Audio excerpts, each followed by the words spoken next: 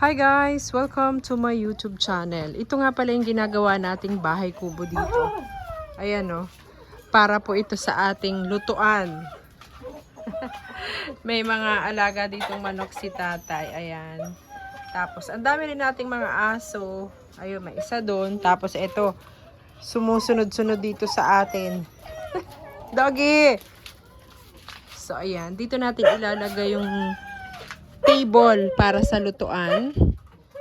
Tapos, magulo pa ano po. Kasi nga, ginagawa pa itong ating kubo. Ayan. Pakita ko ulit sa inyo pag okay na. Ayan. Okay na ang bubong.